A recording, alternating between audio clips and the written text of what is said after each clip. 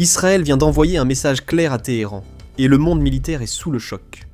Le 4 mars 2026, le F-35 Imadir d'Israël, l'un des avions de chasse furtifs les plus avancés au monde, a abattu un avion iranien piloté.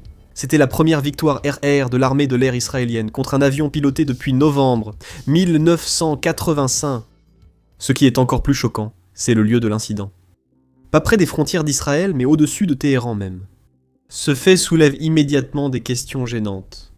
Comment des chasseurs furtifs israéliens ont-ils atteint le ciel de Téhéran ?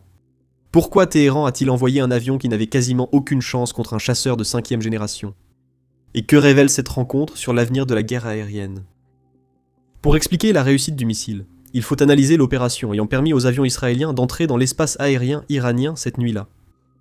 La mission, qui se nommerait Opération Lion Rugissant, ciblait des sites stratégiques en Iran. Cela incluait des sites de missiles, des stations radars et des centres de commandement liés aux relais régionaux. Frapper ces cibles n'était pas simple. L'Iran, vaste pays, possède des défenses aériennes multicouches, des réseaux radars russes aux batteries de missiles solaires. Pour atteindre Téhéran, les avions israéliens ont traversé des centaines de kilomètres de territoire hostile, évitant d'être détectés pour frapper puis s'échapper. Cela nous dit déjà quelque chose d'important. Si des avions israéliens survolaient Téhéran, même brièvement, cela montrerait qu'ils ont pénétré plusieurs couches des défenses iraniennes. Cela met également en évidence un défi pour Téhéran. Au cours de la dernière décennie, l'Iran a beaucoup investi dans des systèmes de missiles modernes, y compris le S-300 de fabrication russe, capable de détecter et de détruire des avions avancés à longue portée. Il a aussi investi dans son système bavard 373, dont les responsables affirment qu'il détecte les avions furtifs. Ces systèmes protègent les zones critiques, notamment la capitale, via un réseau de radars, missiles et centres de commandement en couche pour stopper les menaces en amont. Pourtant, le chasseur israélien est passé. Bien que brièvement détecté par le radar, la réaction a sans doute été trop lente, ce que les avions furtifs exploitent précisément. Lors de l'opération israélienne, les opérateurs radars ont détecté de faibles fragments de signaux, suggérant une présence dans le ciel. Cela a suffi à provoquer une réaction. Les commandants ont ordonné un décollage d'urgence depuis l'aéroport Mehrabad, à l'ouest du centre-ville de Téhéran. En quelques minutes, les avions de chasse ont rugi sur la piste et se sont élevés dans le ciel nocturne, fonçant pour intercepter ce qu'ils pensaient être l'intrus. Mais l'avion que l'Iran a envoyé soulève ses propres questions. C'était un Yakovlev Yak-130. Il paraît être un chasseur classique, 2 moteurs, des ailes profilées, un cockpit adapté aux manœuvres rapides. Mais le Yak-130 est avant tout un avion d'entraînement, conçu pour préparer les pilotes à des appareils plus avancés comme le Sukhoi Su-30 ou Su-35. Il permet de maîtriser le radar, l'avionique et les systèmes d'armes avant que les pilotes accèdent aux avions de combat de première ligne. Le Yak-130 peut emporter des roquettes, des bombes guidées et des missiles RR, mais ses capacités restent limitées. Il n'a jamais été conçu pour affronter un chasseur furtif de 5e génération. Son radar est moins puissant, sa vitesse plus lente et ses capteurs moins avancés. Envoyer un de ces appareils contre un F-35 israélien, c'est comme opposer un boxeur débutant à un champion. Le déséquilibre était évident avant même le décollage. Un autre détail mérite d'être considéré. L'Iran a subi ces dernières années de multiples incursions de drones et vols de surveillance clandestins.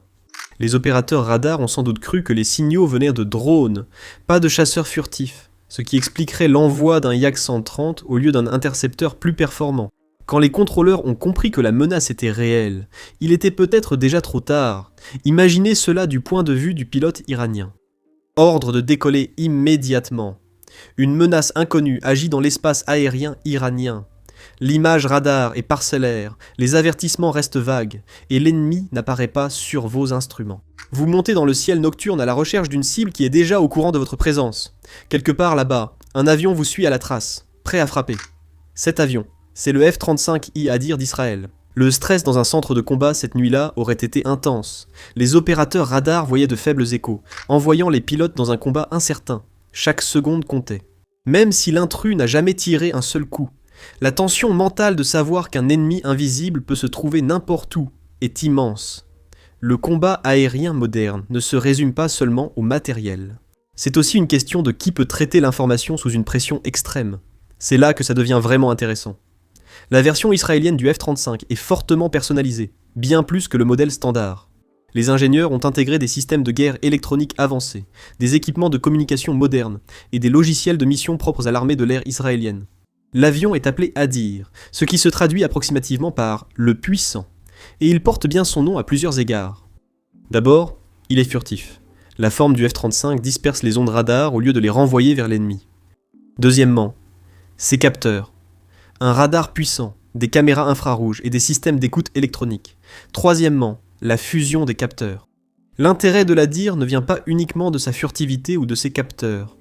Israël personnalise depuis longtemps les avions occidentaux avec ses propres technologies. Ainsi, le ciblage des missiles, le chiffrement et les mises à jour logicielles offrent à son F-35 un avantage unique. Dans le combat aérien moderne, ces ajustements peuvent décider de la survie. La fusion des capteurs est ce qui distingue réellement l'Hadir. Au lieu de forcer les pilotes à surveiller des écrans séparés pour le radar, l'infrarouge et les signaux électroniques, le F-35 combine tout en une seule image claire. Les cibles, les menaces et les avions alliés apparaissent tous sur une carte unifiée. Dans les anciens avions de chasse, les pilotes perdaient souvent de précieuses secondes à essayer d'interpréter des données confuses et déconnectées. Le F-35 effectue cette tâche automatiquement, permettant aux pilotes de se concentrer sur l'objectif, gagner le combat. Au-dessus de Téhéran, ces capteurs ont repéré le Yak 130 en montée. Le chasseur iranien semblait chercher désespérément son adversaire, tandis que le chasseur furtif savait déjà où il était. Depuis le cockpit israélien, tout paraissait calme. Le radar verrouille la cible, l'ordinateur calcule distance, vitesse et trajectoire. Une solution de tir s'affiche sur le casque du pilote, rendant l'engagement presque mécanique. Le pilote s'aligne, confirme la cible et tire. Le missile lancé depuis le F-35 était très probablement un AIM-120 AMRAAM, la colonne vertébrale du combat aérien occidental depuis des décennies. La dernière variante peut frapper des cibles à plus de 100 km en se guidant grâce au radar et aux mises à jour provenant de l'avion lanceur. Dans le combat aérien moderne, les pilotes ne voient souvent pas les appareils qu'ils détruisent. Les combats aériens rapprochés avec des jets qui tournent et manœuvrent à courte distance sont de plus en plus rares. Aujourd'hui, les combats se jouent à distance et se terminent en secondes, hors de vue. Le missile a foncé vers sa cible, guidé par des données radar précises. Quand l'équipage du Yak 130 a compris la situation, c'était trop tard. Il s'est désintégré et écrasé, mais les deux pilotes ont pu s'éjecter. Dans le cockpit israélien, la confirmation est arrivée rapidement. La cible a disparu de l'écran. Engagement terminé. Cette rencontre est historique. Pour la première fois, un F-35 a détruit un appareil piloté en combat. Le programme F-35 a longtemps été très critiqué. Le chasseur est le projet d'avion de combat le plus coûteux, affecté par des retards et des coûts en hausse. Sa complexité et son efficacité en combat aérien sont contestées depuis plus de 10 ans. Les médias d'État iraniens ont affirmé avoir abattu des F-35 israéliens à plusieurs reprises l'an dernier.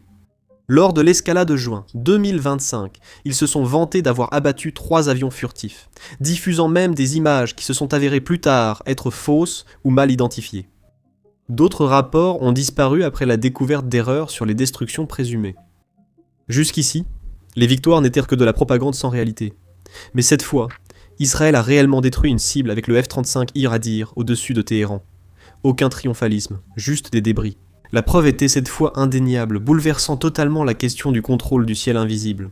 La furtivité et les capteurs ont transformé les anciennes vantardises en réalité, passant du champ de bataille de la perception à celui des faits. L'histoire tranche les débats par le combat. Le F-15 Eagle s'est bâti une réputation légendaire grâce à des combats réels, avec des pilotes israéliens et américains ayant prouvé sa valeur depuis des décennies. Le F-16 a connu une trajectoire similaire, gagnant le respect lors de nombreux conflits. Tout grand avion de chasse prouve sa valeur lors d'un affrontement décisif.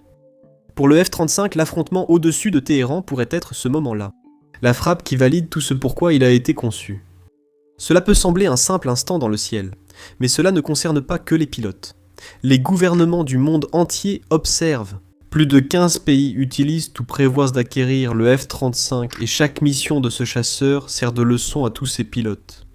Chaque pilote de F-35 opère comme membre d'un réseau mondial d'apprentissage. Les données sur l'engagement, la performance des capteurs, la précision des missiles et les temps de réaction sont partagés avec les nations partenaires. Ainsi, les pilotes du Japon, de Norvège, d'Italie et d'autres pays sauront bientôt exactement comment le F-35 réagit en combat réel. Un missile israélien sert d'exemple à de nombreuses forces aériennes mondiales, faisant d'un combat une étude de cas internationale. Cette victoire n'est pas qu'une étape majeure pour Israël. C'est une étape importante pour chaque nation qui utilise cet avion. Cette victoire envoie un message clair bien au-delà de Téhéran. Les pays voisins réévaluent la défense de leur espace aérien face aux avions furtifs. Les pays investissant dans d'anciens avions de chasse ou des radars traditionnels risquent de prendre du retard. Cet affrontement n'est pas qu'un événement aérien, c'est un avertissement intégré à la planification militaire régionale. La leçon va plus loin. Il ne s'agit pas seulement d'un avion qui fait ses preuves, l'affrontement à Téhéran illustre l'évolution de la guerre aérienne. Ce n'était pas un combat tournoyant spectaculaire avec des avions virevoltants et des poursuites visuelles dans les nuages. Les capteurs, données et missiles longue portée dessinent désormais de la bataille. Le combat aérien moderne mise sur l'information, la rapidité et la furtivité. Même avec un avion piloté, cela impacte aussi les opérations sans pilote. Les F-35 sont performants face aux avions de chasse, drones et systèmes autonomes. Les pays utilisant davantage de drones pour la surveillance ou l'attaque devront revoir leurs opérations, car la furtivité et la fusion des capteurs génèrent des angles morts, y compris pour les défenses automatisées. Les chasseurs actuels servent de centre de capteurs volants, collectant des données radars, infrarouges et électroniques, qu'ils partagent ensuite avec d'autres avions et systèmes au sol.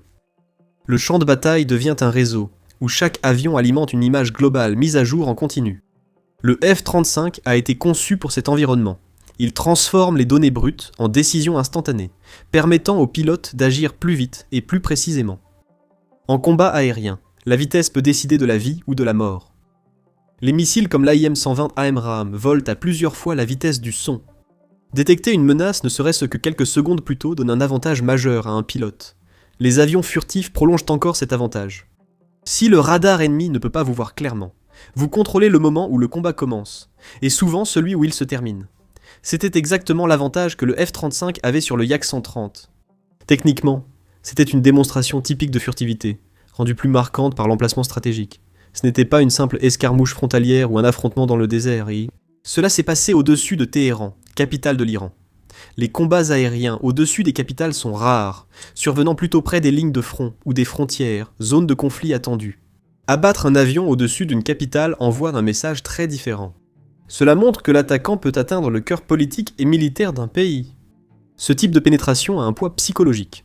Les capitales représentent l'autorité, le contrôle et la sécurité nationale. Si des avions ennemis opèrent au-dessus d'elles, même brièvement, cela pose des questions urgentes aux planificateurs et dirigeants. Les victoires aériennes au-dessus de Téhéran ou des grandes capitales étaient rares et très symboliques. L'histoire montre que frapper le cœur d'une nation modifie la planification militaire et les calculs politiques.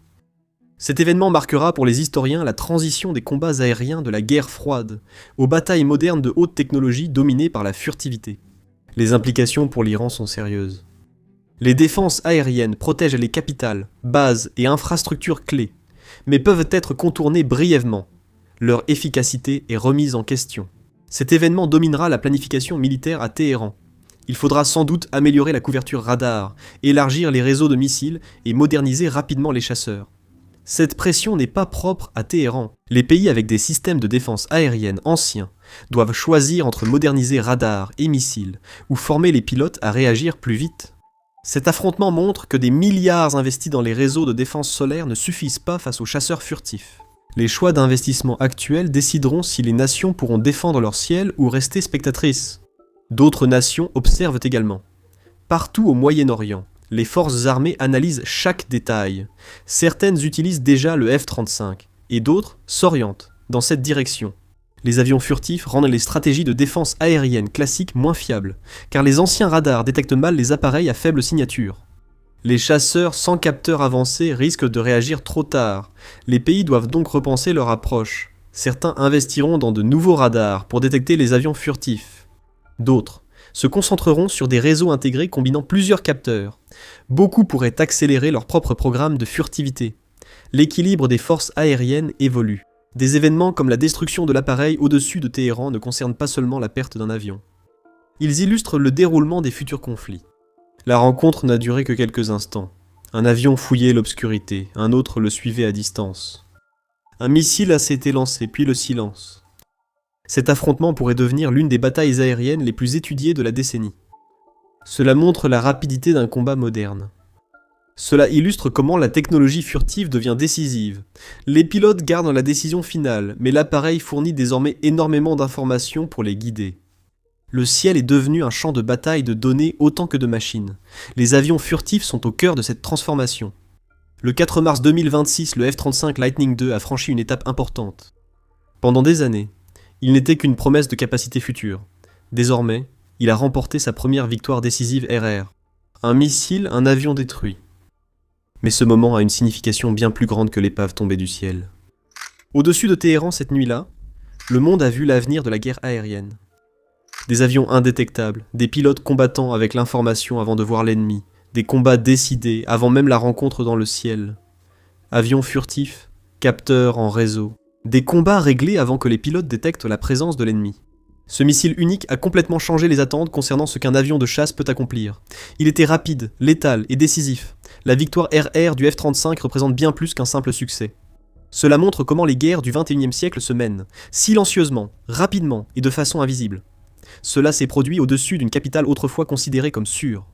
Désormais, tout pays avec des avions vieillissants, des radars statiques ou une prise de décision lente doit en tenir compte. La furtivité et le combat en réseau sont arrivés, et le ciel de Téhéran a révélé leur puissance.